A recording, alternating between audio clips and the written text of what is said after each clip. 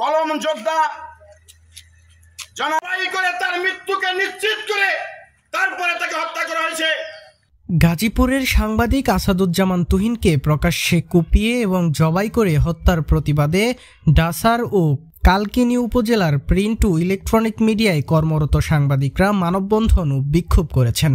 আজ রবিবার সকালে ডাসার উপজেলা পরিষদের সামনে ঘণ্টাব্যাপী এই কর্মসূচি অনুষ্ঠিত হয়। মানববন্ধনে বক্তারা বলেন, আমরা সাংবাদিক তুহিন হত্যার বিচার দ্রুত সম্পন্ন করতে হবে। সরকারকে এই নিহত সাংবাদিক তুহিনের পরিবারের দায়িত্ব নিতে হবে। সাংবাদিক নিরাপত্তায় দ্রুত নিরাপত্তা আইন বাস্তবায়নে জোর দাবি জানান তারা।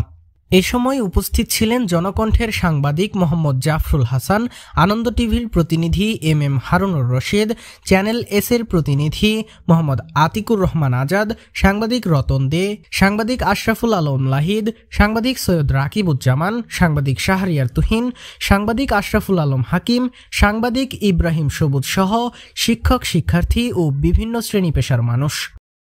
গভীরভাবে স্মরণ করছি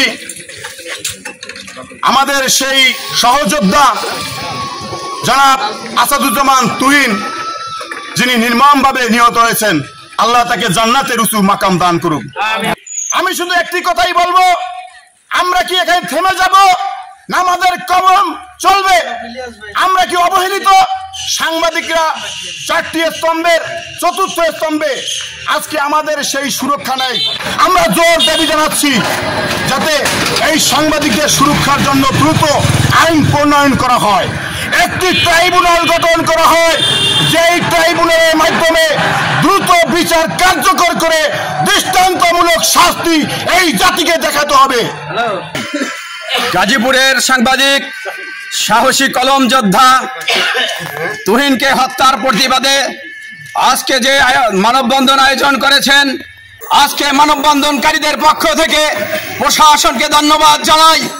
যখনই তুহিনকে নির্মমভাবে হত্যা করা হয়েছে, পুলিশ 8 জনকে গ্রেফতার করতে সক্ষম হয়েছে, তাই আমরা প্রশাসনের প্রতি দাবি জানাই, গ্রেফতারি মধ্যেই থাকলে হবে না, তাদের একটি এমন শাস্তি দিতে হবে যে শাস্তি দেখে সারা বাংলাদেশের জনগণ বুঝবে যে না, সাংবাদিকদের দিকে আর চোখে লাল চোখে তাকানো যাবে না। প্রিয় বন্ধুরা, সন্ত্রাসীরা কোনো দলের নয়, এরা দেশের শত্রু, এরা জাতির শত্রু, এরা সাংবাদিকদের শত্রু। এখন আমরা কোন অবস্থায় আছি, কোন দিকে আমাদের সাংবাদিকতা যাচ্ছে, কোথায় যেয়ে শেষ হবে, আমরা বলতে চাই আপনারা যারা আছেন দেশের নীতি নির্ধারক, তারা অতিলম্বে অতি দ্রুত সাংবাদিকদের নিরাপত্তা ব্যবস্থা করার জন্য আইন প্রণয়ন করুন। এরকম গাজীপুরের মতো কোনো ঘটনা বাংলাদেশের মাটিতে কোথাও সাংবাদিকের উপর এবং নির্মম হত্যাকাণ্ড না চালাতে পারে। এজন্য আমাদের সকলের ঐক্যবদ্ধ থাকতে হবে। দীর্ঘদিন ধরে এই সাংবাদিক সমাজ নির্যাতিত, নিপীড়িত, যেটা সত্যের সন্ধানে যে আমরা কলম ধরি, সেই সংখ্যাকে, সেই কলমকে প্রশ্নবিদ্ধ করতে এক নানামুখী তৎপরতা যে কণ্ঠরোধ সৃষ্টি করছে। আমরা সত্য তুলে ধরি, আর এই সত্য তুলে ধরতে গিয়ে আমাদের বিভিন্নভাবে লাঞ্ছিত করা হয়।